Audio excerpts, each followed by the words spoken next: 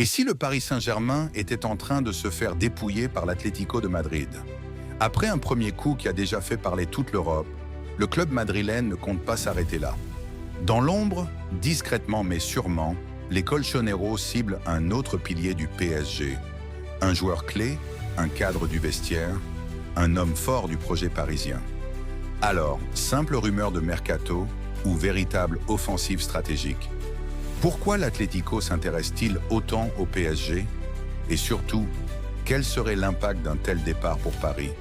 Installe-toi bien, parce que cette information pourrait bien faire trembler le Parc des Princes. Un mercato sous tension à Paris. Le Paris Saint-Germain vit une période charnière. Depuis plusieurs saisons, le club parisien tente de changer de philosophie. Moins de stars bling-bling, plus de collectif, plus de discipline, plus d'identité. Mais dans le football moderne, quand tu reconstruis, tu deviens vulnérable. Et l'Atlético de Madrid l'a parfaitement compris. Sous la direction de Diego Simeone, l'Atlético est un club opportuniste, intelligent et méthodique sur le marché des transferts. Il n'achète pas au hasard. Il cible des joueurs expérimentés, mentalement solides, capables de souffrir et de gagner. Et justement, le PSG en regorge. Pourquoi l'Atlético regarde du côté du PSG? Il y a plusieurs raisons très claires. 1. Le PSG possède des joueurs de très haut niveau, parfois sous-exploités. 2. Certains cadres parisiens ne sont plus intouchables. 3. L'Atlético cherche des profils déjà aguerris à la Ligue des Champions 4. Et surtout, le style Simeone correspond parfaitement à certains joueurs du PSG. À Madrid, on ne cherche pas des artistes. On cherche des guerriers, des leaders, des joueurs capables de tenir un vestiaire sous pression. Et c'est exactement ce que Paris a construit ces dernières années. Le profil visé, un cadre, pas un secondaire. Attention, on ne parle pas ici d'un joueur de rotation. L'Atlético ne vise pas un remplaçant.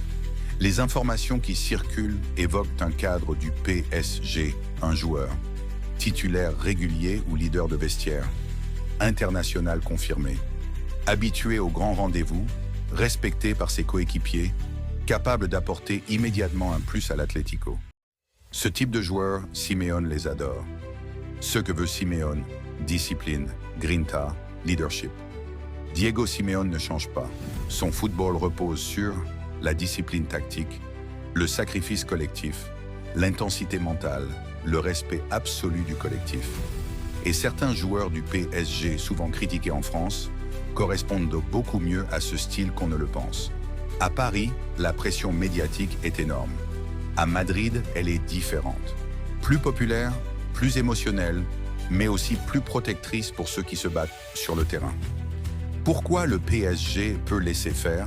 Contrairement à ce qu'on pourrait croire, le PSG n'est pas fermé à une vente. Plusieurs raisons possibles.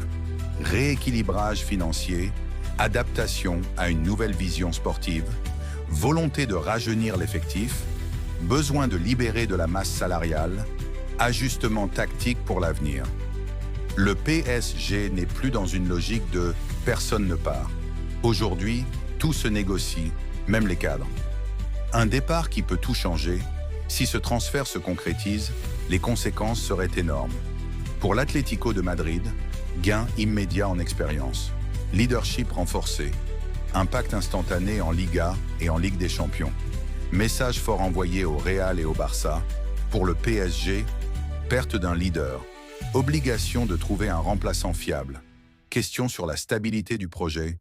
Réaction des supporters. Pression accrue sur la direction. Un cadre qui part, ce n'est jamais neutre. Entre rumeurs et stratégies bien préparées. Dans le football moderne, rien n'est laissé au hasard. Quand une information sort, c'est rarement par accident.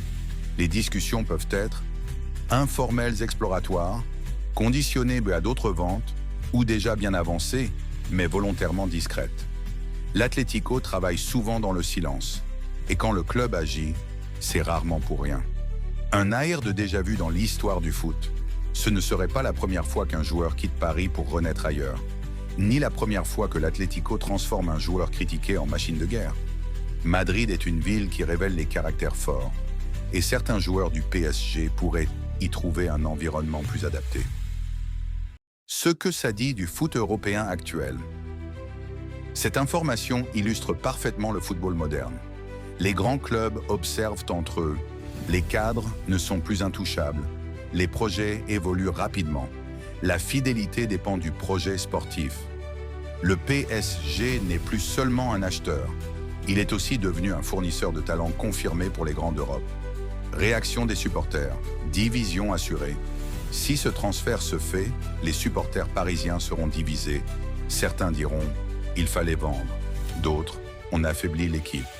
D'autres encore un départ mal géré. Une chose est sûre, ça fera énormément parler. Et maintenant, que va-t-il se passer? Plusieurs scénarios possibles. 1. L'Atlético passe à l'action officiellement. 2. Le PSG ferme la porte. 3. Le joueur pousse pour partir. 4. Le dossier traîne jusqu'à la fin du mercato. 5. Où tout s'accélère brutalement. Dans le football, tout peut basculer en 48 heures. Conclusion forte. L'Atlético de Madrid ne regarde plus le PSG de loin. Il agit, il cible, il anticipe. Un cadre parisien est dans le viseur. Et ce dossier pourrait bien devenir l'un des feuilletons majeurs du mercato. Alors la vraie question est simple. Le PSG peut-il se permettre de perdre encore un leader? Et l'Atlético est-il en train de frapper un grand coup stratégique? Si tu veux rester informé des vraies infos mercato, si tu aimes les analyses sans langue de bois, abonne-toi, like la vidéo et surtout dis-moi en commentaire, selon toi, quel cadre du PSG est visé par l'Atlético de Madrid?